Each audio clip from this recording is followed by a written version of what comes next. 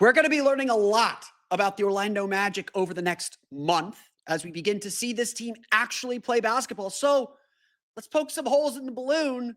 Where can they be beat today on Locked On Magic?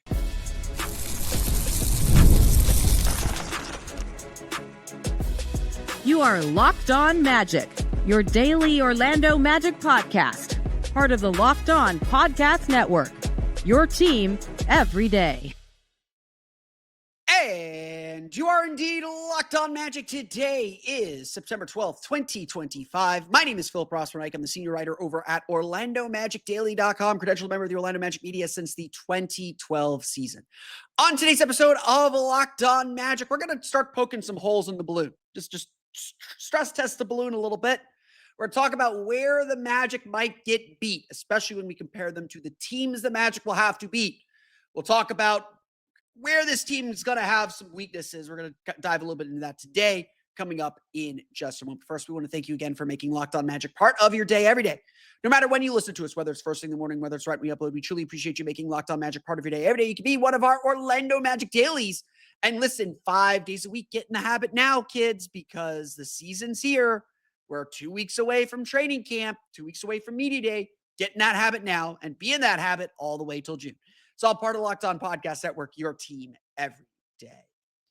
Today's episode of Locked On Magic is brought to you by Monarch Money. Take control of your finances with Monarch Money. Use code LOCKEDONNBA at monarchmoney.com for 50% off your first year. Let me start today's episode by saying this. I am very, very optimistic about the Orlando Magic. We'll do a whole season preview, and I'll do the yang to this yen we're about to do. But it's still very important to understand this is not a perfect team. And there's still a lot we don't know about this team. We think we know how Desmond Bane is going to fit into this group. And obviously, like we talked about this, the talent level is up. There's more talent on this team than there has been in more than a decade. Optimism is the right emotion. But that doesn't mean there still aren't things that we're going to learn and we aren't going to see kind of play out through the course of the year.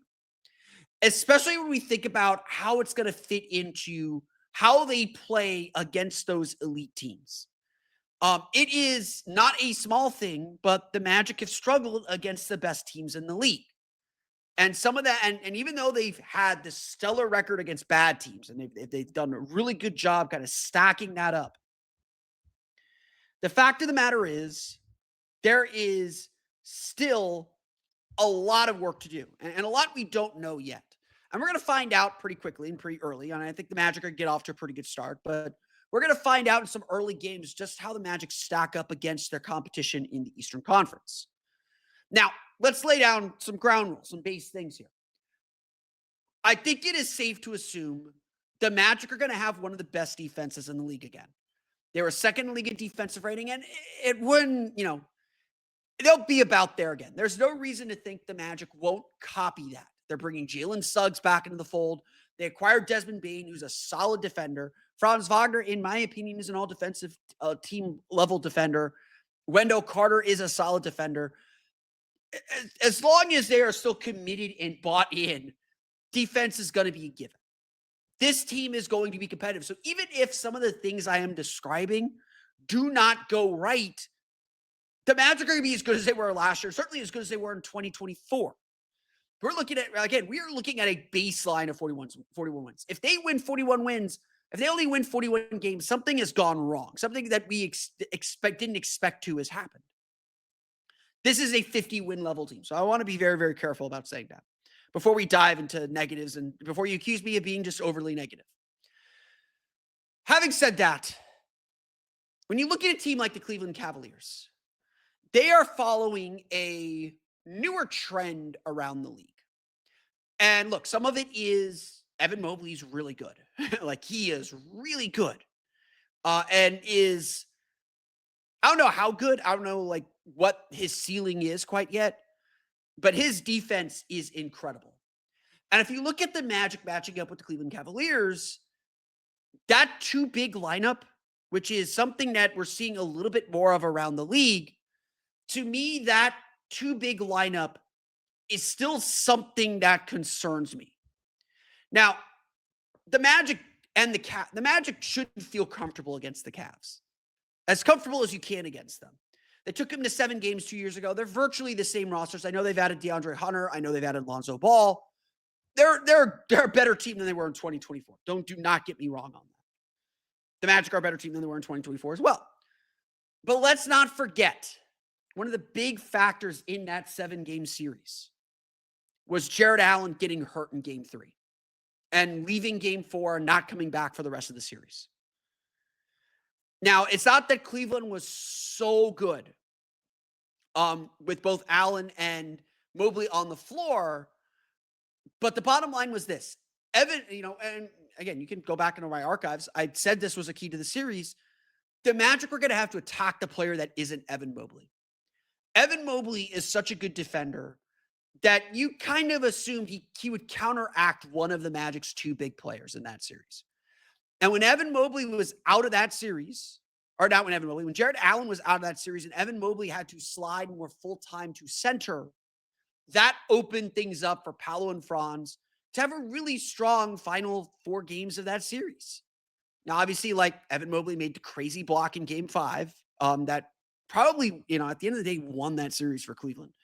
And the Magic won game 6 and were mostly competitive in game 7 before they ran out of gas.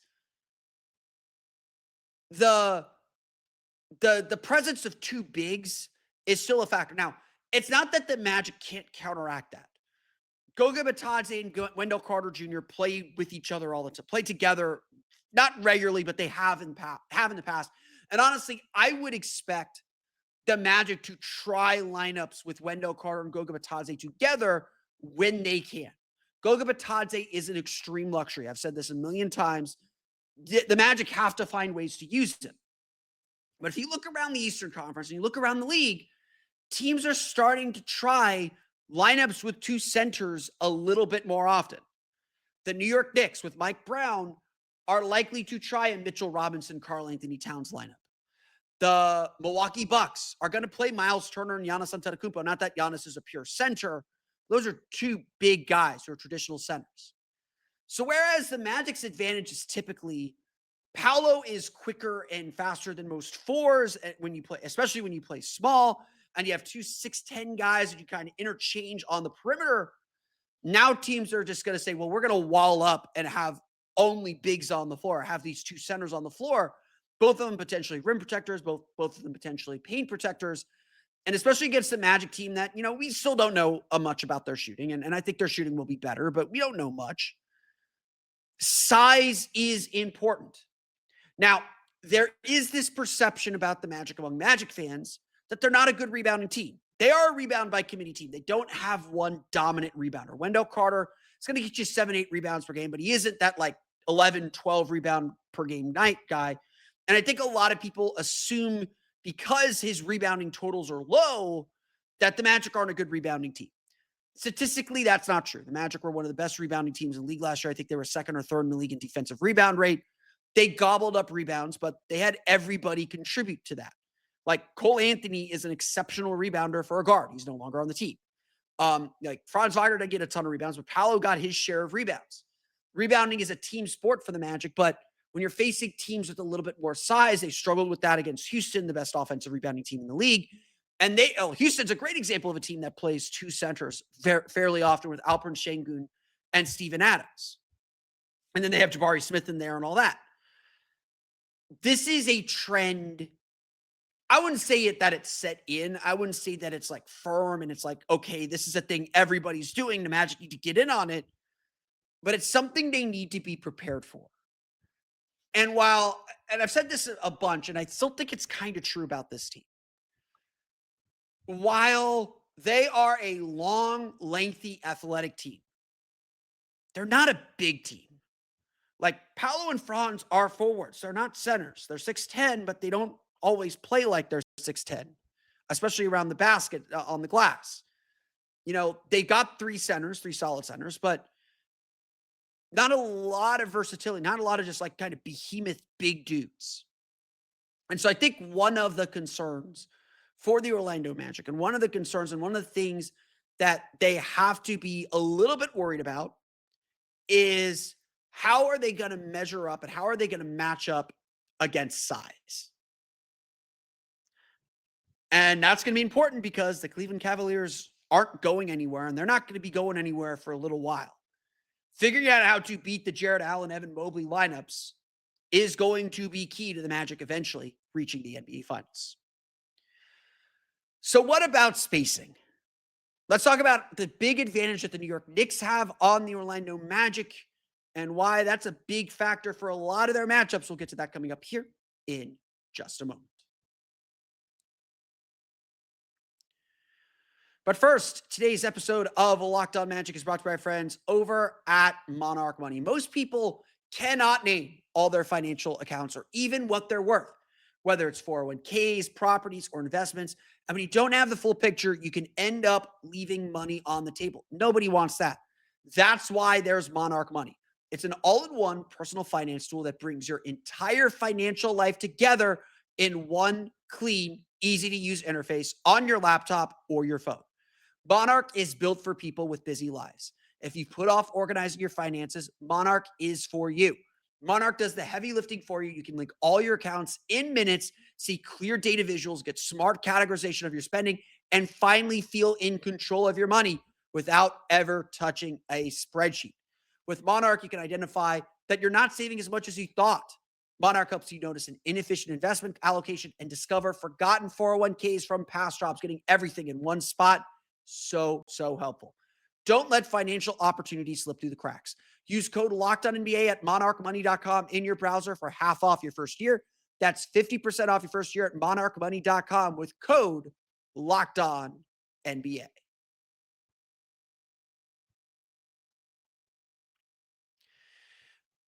When it comes to the Eastern Conference Finals and getting to the conference finals, and obviously like the two behemoths there's two behemoths that kind of stand above all the others. If you look at the early tiering and the early predictions for the Eastern Conference, there's the Cleveland Cavaliers. Talked extensively about them, and they're more than just their size. Like Donovan Mitchell's a really good player. Darius Garland's a really good player. Their three-point shooting is super dangerous. The Magic know that firsthand. Know that as well as anybody in the league. The other behemoth right now is the New York Knicks. And the Knicks are, just like everybody else, it feels like the door is wide open. It feels like there's a lot of opportunity. And it feels like anything is possible. And it feels like this is the Knicks moment. Or this is at least the moment they have to seize, the moment they have to take advantage of. Whether they do or not, we're going to find out here very, very soon. The thing that concerns me about the Knicks is spacing. It is the way that they're able to space the floor and how much that stretches the Orlando Magic. It stretches every team. And this will go double with the Atlanta Hawks, who are also a team whose spacing and their ability to spread the floor concerns me. Just the way that they could twist a defense. Because, again, I've said this a million times, good defense in the league is about making the right bets on what you're willing to give up. When you look at the Magic, what they're typically willing to give up is they'll give up shots in the paint. They will, not that they'll let you into the paint, they're going to resist everything, but their main goal is we're going to stop transition. Magic are good at that. We're going to stop transition. We're going to get deflections and steals, and we're going to limit your three-point attempts. Big factor against the Boston Celtics.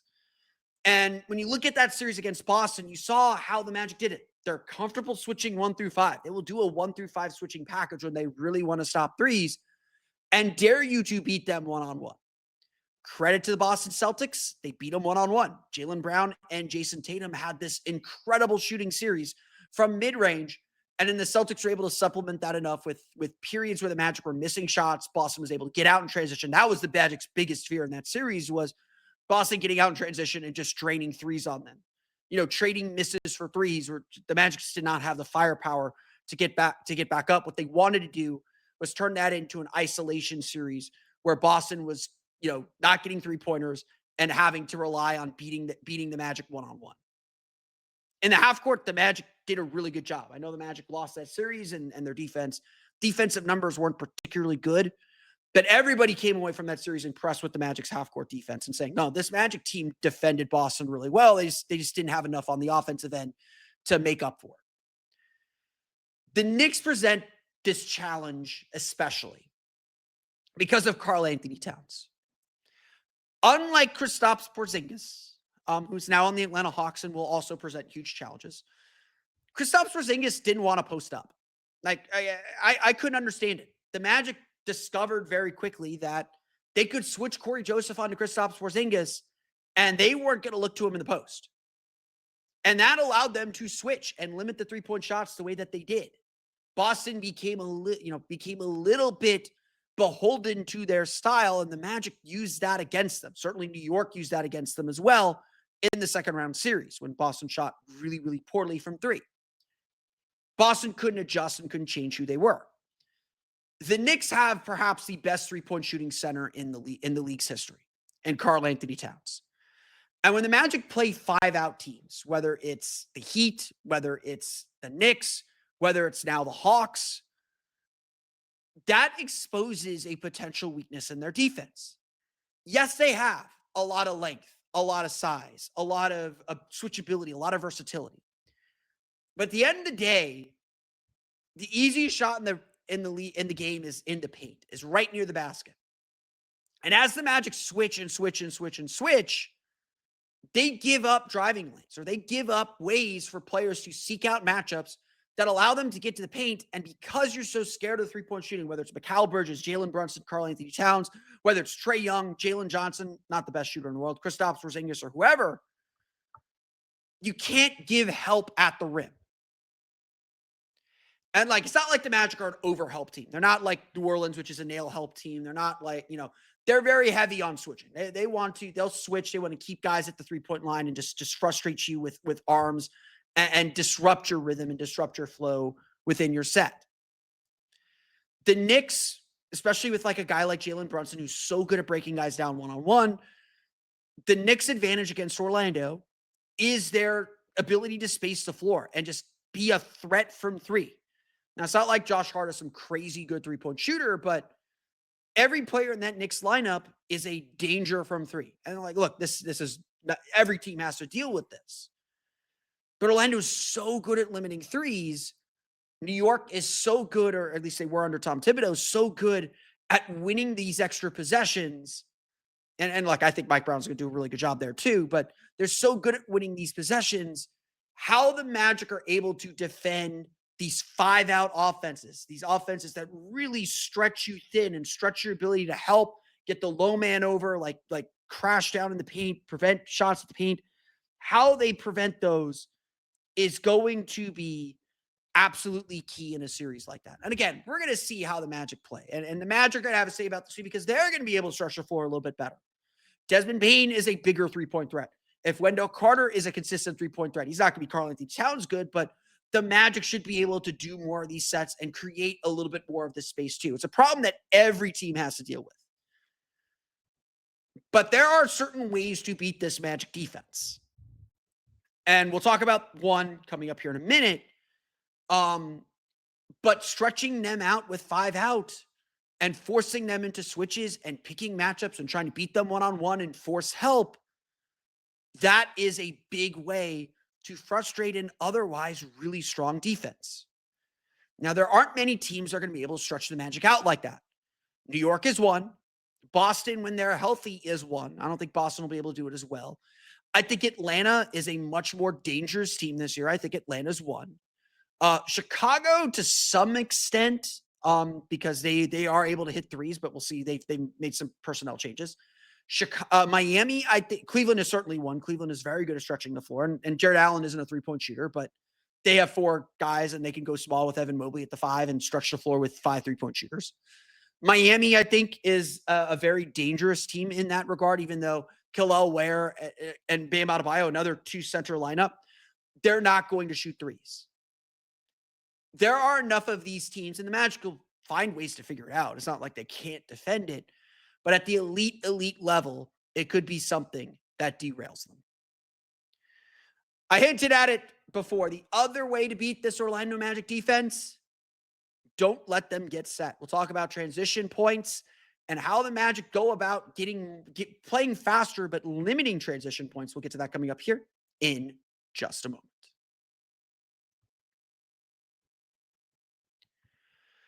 But first, today's episode of Locked On Magic is brought to you by our friends over at FanDuel. The NFL season is here. Week 2 is here, and FanDuel is making sure you're ready for kickoff with a can't-miss offer. Right now, new customers can bet just $5, and if your bet wins, you'll get $300 in bonus bets to use across the app. Whether you like FanDuel for the player props, for the same game parlay, or jumping in on the live action, FanDuel has something for you to make your Sundays just a little bit more exciting. So, are you ready to play? Download the FanDuel app now by visiting FanDuel.com to get started. That's FanDuel.com to place your first $5 bet.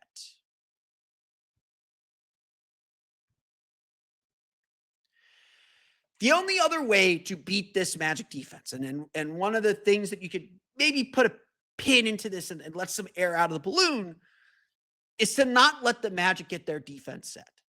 When Orlando gets their half-court defense set, they're going to be very tough. Again, I think this is going to be another top 3 defense in the league. It's certainly top 5. The defense is going to carry the day. This team's identity is still on defense, and they're just kind of hoping that it's enough or they're hoping that they can get enough offense and certainly improve their offense enough that maybe their defense doesn't have to carry the day every game, but that they can take advantage of this defense. It doesn't have to be otherworldly every single night. But teams like the Chicago Bulls, who take a lot of threes and get up and down the court, teams like the Toronto Raptors, who were one of the best transition teams in the league last year, beat the Magic 3 times last year, if you remember. Teams that are able to run. Not so much the Indiana Pacers, but the Pacers got themselves back in games against Orlando because of their ability to push the pace. Getting out in transition and speeding up the tempo is something the Magic have historically not wanted to do. Last year, they were last in the league in pace. They were last in the league in possessions per 48 minutes. They were not a team that got up and down the court. They were not a team that was looking to run at all costs. Now, we all think that's going to change. Jalen Suggs being back in the lineup, he's someone that wants to push the pace and get up and down the floor. Desmond Bane is an excellent spot-up three-point shooter. There's every expectation the Magic going to be a better transition team. Franz Wagner, as we've seen in Eurobasket, unstoppable in transition. The Magic need to play faster and get more transition opportunities just for him. Just because you can easily get 2, 4, 5, 6 more points from Franz Wagner running the floor. It's not complicated at all. Defensively, this is an area not necessarily where the Magic were weak, but it was an area where the Magic at times gave something up. The Magic were 6th in the league last year, giving up 13.9 fast break points per game. Now, some of that is, of course, they play a little slower, fewer possessions, but they're not like the creme de la creme in stopping transition. And obviously, like, they got beat a few times by fast-breaking teams. Chicago beat them, twice last year? Chicago beat them twice last year, 2 out of 3 games. Toronto beat them 3 out of 4 games. Toronto is one of the best teams, despite all the problems they have. They're one of the best teams in the league at getting out in transition. They still are. The way you let some of these young teams that you can't lose to, the Brooklyns, the Washingtons, the Charlottes, is you let them control tempo and get out in transition. That's something the Magic cannot afford to let happen. So what does that all mean? What does that all mean? So it's not that it's going to be easy to run on this Magic team. They don't commit a lot to the offensive glass, so they get their share of offensive rebounds. They get back and they use their length to slow you down. And because they're so versatile, because they switch so much, they're comfortable defending 1 through 5. They don't care if Franz Wagner's matched up on a point guard, where a lot of teams might care if their 6'10" forward is. The Magic don't mind that, and they communicate really, really well to make sure that they're not in some crazy bad matchups on those cross switches. And that's one of the reasons why the Magic are so good in transition. But as the Magic try to push the tempo a little bit more, there is the opportunity, or there's the chance, that the tempo will get pushed back at them. And making sure you're organized on defense in transition is one of the biggest challenges still in the league. There's a reason why you try to get as many fast break points as you can, and the Magic, again, need to do more of that. And so, especially against the teams at the bottom of the standings, the Magic must continue to be excellent in transition. They must continue to be excellent at controlling the tempo of the game. Again, not pace so much, but tempo. That it's fast when they want it fast. It's slow when they want it slow. That's tempo. That's what I mean by tempo. And there are not many teams that theoretically can beat the Magic by playing fast. Indiana, for whatever reason, struggles a ton against Orlando. Now, we don't know what Indiana is going to look like without Tyrese Halliburton. A big part of their pace and the speed that they play at and the tempo that they play at is because Tyrese Halliburton has so much control over that offense.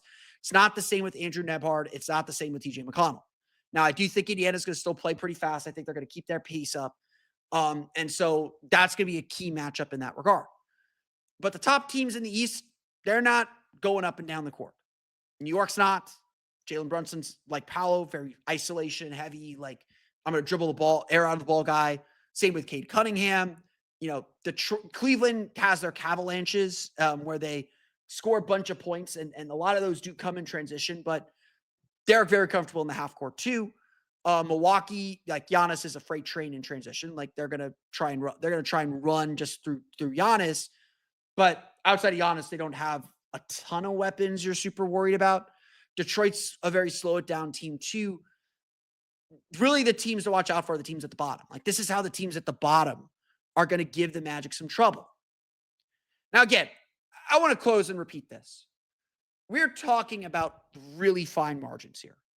We're talking about really small things and things that the Magic are prepared to handle. They know how to handle 5-out offenses. They know how to handle transition breaks. They know how to handle physicality. They know how to handle all of these things. They've done it before, and they've done it at a very high level. The question is, can they do it against the elite teams?